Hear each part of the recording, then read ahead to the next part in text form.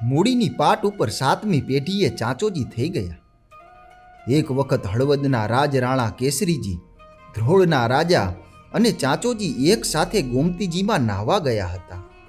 ગોમતીજીમાં સ્નાન કરતી વખતે ધાંગધ્રાના તથા ધ્રોળના દરબારે કાંઈક વ્રતો લીધા. પણ ચાંચોજીએ તો એવું વ્રત લીધું કે મારી પાસે જે કાંઈ હશે તે હું મારા માગનારને આપીશ. ત્રણેય જાત્રાળુઓ ઘરે આવ્યા. 2 મોટા દરબારોના વ્રત થોડે વખતે છૂટી ગયા, પણ ચાંચોજીની પ્રતિજ્ઞા તો જીવ સાટોસાટ હતી. હળવદ દરબારે પોતાના દસોદી ચારણને ઉશ્કેર્યા. વચન આપ્યું કે પરમારનું નિયમ છોડાવ તો તું જે માગે તે તને આપું. ચારણ કહે, પરમારનો પુત્ર હું માથું માંગીશ તો માથુંય વધેરી દેશે. દરબાર કહે, એવું કંઈક માગ કે પરમારને ના પાડવી પડે. ચારણ મૂડી આવ્યો.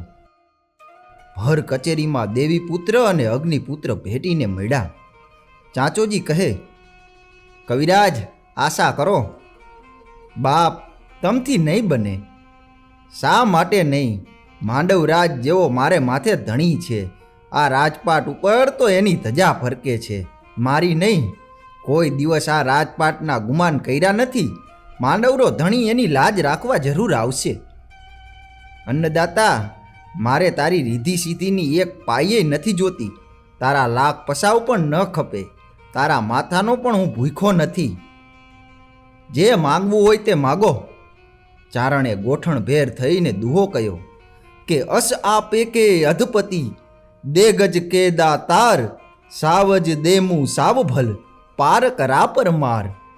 કોઈ રાજા ઘોડાના દાન કરે, કોઈ હાથી આપે, પણ હે સૌથી ભલા રાજા, તું મને જીવતો હાવજ આપ. હાવજ? સભાનો અવાજ ફાટી ગયો. હા હા, જીવતો હાવજ. ચારણે લલકાર કર્યો. જમી દાન કે દે જબર, લીલબડું લીલાર, સાવજ દેમું સાવ ભલ, પારક રાપર માર. કોઈ જબરા રાજાઓ જમીનના દાન આપે, કોઈ પોતાના લીલા માથા ઉતારી આપે, પણ હે પરમાર, તારી પાસે તો હું હાવજ માગું છું.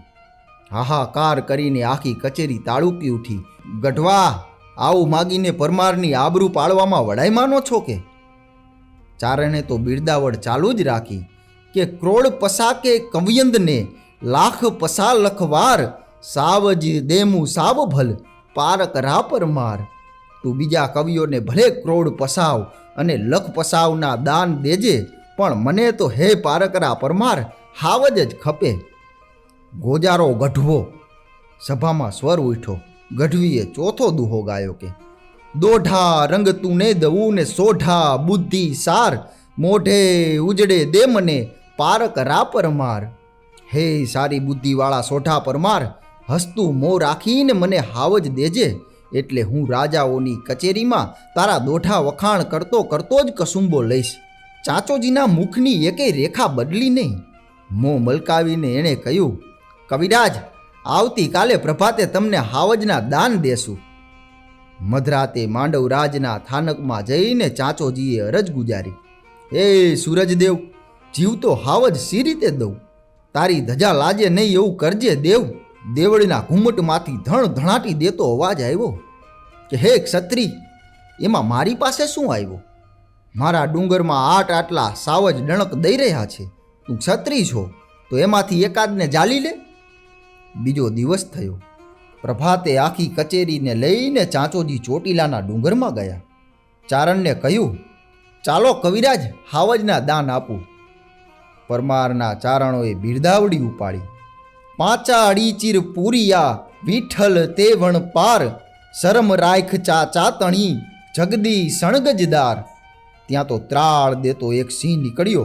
દોટ કાઢીને ચાંચોજીએ એના કાન ઝાલ્યા. બકરી જેવો બનીને સિંહ ઊભો રહ્યો. ફરમારે બૂમ પાડી, લ્યો કવિરાજ, આ હાવજના દાન.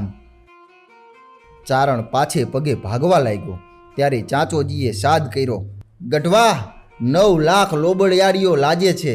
અરે, તું કોઈકનો શીખવ્યો મારી લાજ લેવા આવ્યો ને હવે ભાગ્યો? સાવજ ભાળી સામહો, ભડક્યા કેમ હી ભાગ, પાથું પાછા પાગ, ભરવા ન ઘટે ભડજને. સિંહને સામો ઊભેલો જઈને ભડકીને કેમ ભાગો છો? ઓ ચારણ, મર્દને પાછા પગલાં માંડવા ન શોભે. દાન માગતી વખતે ગઢવી એ વાત ભૂલી ગયેલો કે દેવા કરતાં લેવું ભારે પડશે, અને એકવાર માગેલું દાન સ્વીકાર્યા વિના તો બીજો ઉપાય નહોતો. ચારણનો વંશ લાજે. શું કરવું? ચારણે ચતુરાઈ કરીને આઘે ઊભા કહ્યું કે ચાચે સિંહ સમપ્યો, કેસર જાલ્યો કાન, રમતો મેલ રાણા, પોત્યો પરમા રાધણી. કે ઓ બાપ ચાચા, તે કેસરી સિંહને કાન જાલીને મને સમર્પણ કર્યો એ હું કબૂલી લઉં છું. મને દાન પહોંચી ગયું. હવે તું તારે અને રમતો મૂકી દે હે રાણા. હાવજને માથે હાથ ફેરવીને રાજા બોલ્યો, જાઓ વનરાજ, વનરાજ, મારી લાજ આજે તમે રાખી છે. હાવજ ચાલ્યો ગયો. લોકો કહે છે કે એ માંડવરાજ પોતે આવ્યા હતા.